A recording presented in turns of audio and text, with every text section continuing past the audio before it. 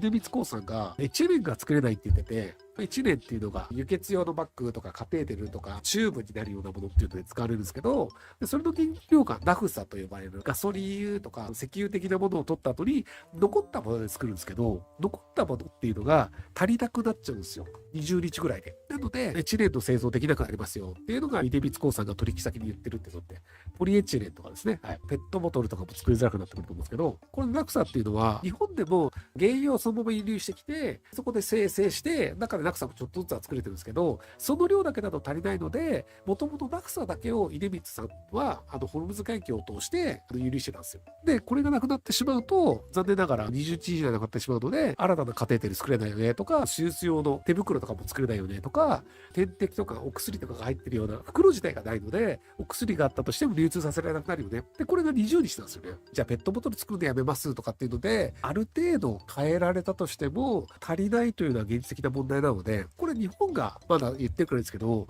世界中でこれが起こるので、多分世界中で石油不足、ナフサ不足、エチレン不足によって死者が増えるよねっていうところになった時に、アメリカさん何やっちゃってんのっていうのになる確率が高いんですよね。最近のニュースを見ているとガソリンの価格が上がったり、いろいろな価格が上昇していますが、今後日本はどんなテクトをし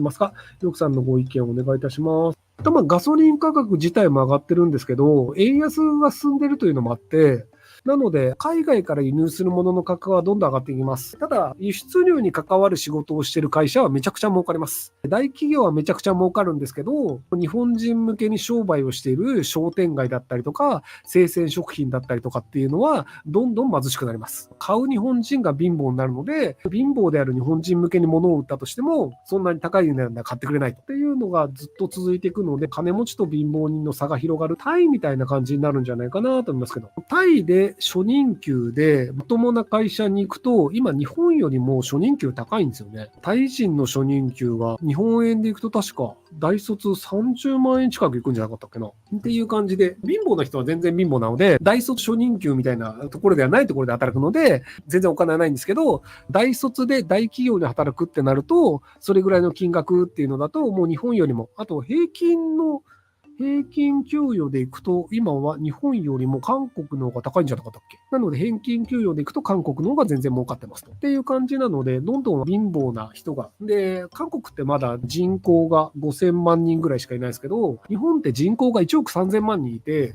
3分の1の人が年金とか生活保護で、働かないでお金をもらうのが当たり前であるという状況で暮らしてるんですよ。で、日本憲法があるので、その人たちが生活に必要なお金を出すというのはもう決まってるので、なので残りの3分の2の人たち、そこに子供とかも含まれるので、残りの66%のうち、多分40% ぐらいの人たちが頑張って残りの60% を食わせるっていう状況に多分もうなるんじゃないかなと思うんですけど、日本の平均年齢がもうほぼ50歳で、ほぼ50歳の人たちって働かなくてもあと何年かしたら年金になるよねっていう風になってたりするので、頑張って働いて日本社会を良くしようというよりは、むしろ逃げ切った方がいいよねっていう考えをしてたりするので、なので、残りの 40% ぐらいの人たちが働いて子供を育てて教育を受けさせてなんとか家族を幸せにしなきゃいけないよねってなるんですけど、年収1500万円ぐらい超えると子供を海外に行かせようとし始めるんですよ。インターナショナルスクールとか。あわよくば海外で働こうってなるんですよね。なので年収1500万ぐらいの英語喋れるのは当たり前だよねっていう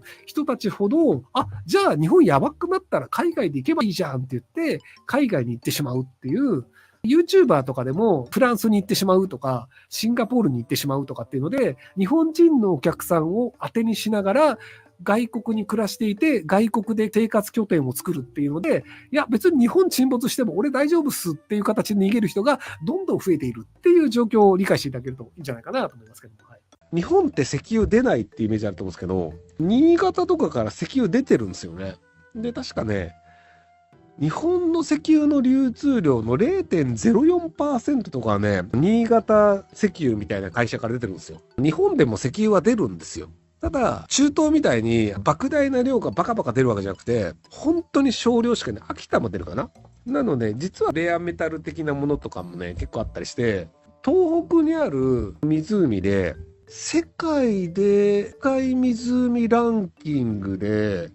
トップ10に入る湖が日本海側にあるんですよ。で、あそこもね、確かなんか掘るといろいろ面白いものがあるらしいんですよね。世界中の地層が残ってるので、そこを掘ると、この時期ってこういうのがあったよねって、田沢湖だったかな、田沢湖でいいのかな。基本的に湖って埋まってくんですよ。海じゃない湖っていうのは山とかの土砂とかがどんどん溜まっていって、水は入るんだけど土砂でだんだん埋まってって、なくなってしまうっていうのがあって、なので時間をかけると湖っていうのは基本的になくなるんですけど、マラウイにあるすげえでかい湖とか、新潟かどっかにある湖っていうのがずっと大きくなり続けてるんですよ。正確に言うと、マントルって動いてるじゃないですか。なので、この隙間がだんだん広がってる湖っていうのがあって、なのでマラウイの湖もだんだん広がってるので、そのいろんな砂とか土とかが入って埋まるんだけど、広がってるから、結果として湖としてはずっと残り続けて、恐竜時代の魚とかも未だに子孫がいますみたいなんですけど、で、そういうね、レアなね、湖がね、確か新潟かどっかにあるんですよ。知りたい人はチャット GPT ね、コパイロットに聞いてください。はい。国際クラフでも自国通貨建て日銀が買い取ってる外貨準備いっぱいあるから大丈夫的な理論で、もしも国産外れて日本がハイパー売れで円が紙切れな時考えられる最悪のケースを経済、エネルギー、食料、福祉、生活、治安、国語等の観点でひろゆきさんの考察を教えてください。円が安くなってしまって石油買えなくなるっていうのが、買えなくなるというか石油の値段が上がるんですよね。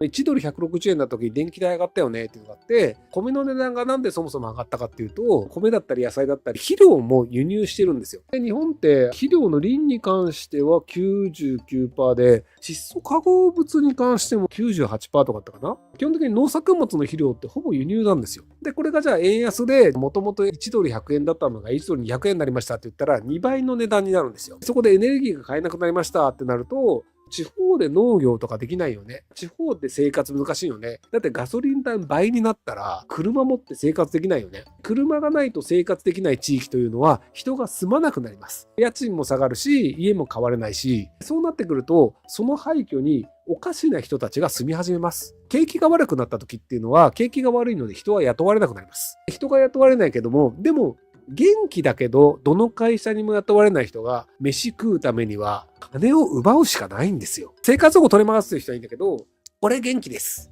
実家暮らしです。家族がいます。で、その家族を食わせなければいけません。でも仕事クビになりました。じゃあ毎月の食料をどうやって入手するか。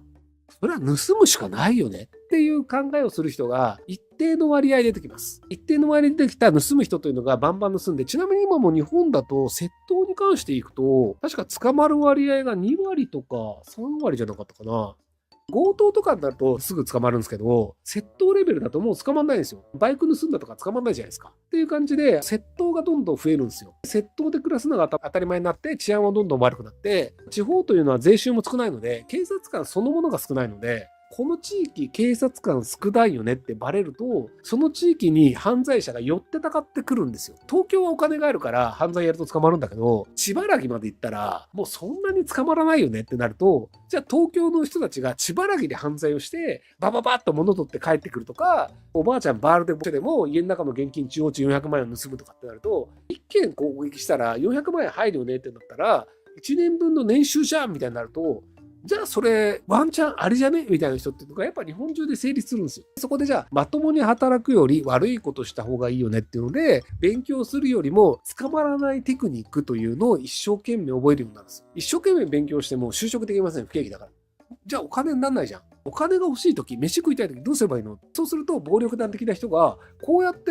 教えば金儲かるよ。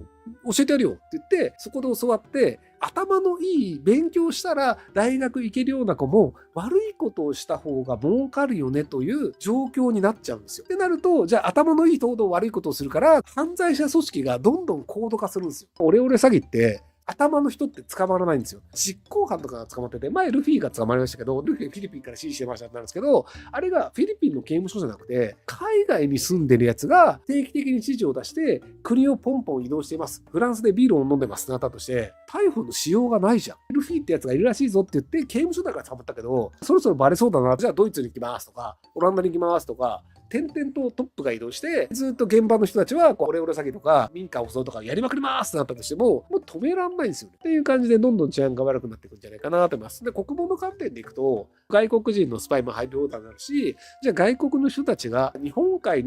を通って日本を攻めるときに、ここにある程度じゃあ武器とかを置ける倉庫があった方がいいよねとかっていうので、潜水艦とかでファーっと来て武器持って、そこからじゃあ東北とか関西とかに拠点を作ろうみたいなので、どんどんその拠点を増やすっていうのができちゃうんですよね。廃屋とか誰の持ち物でもない建物っていうのが増えると、じゃあそこに武器を置いたりとか、連絡先とかでその使おうとか、外国人が来た時にそこにかくまおうみたいな、っていう感じの隠れ家がいっぱい作られちゃうんですよ。これ犯罪者も使うんですけど。っていう感じで、どんどん悪化していくんじゃないかなと思います。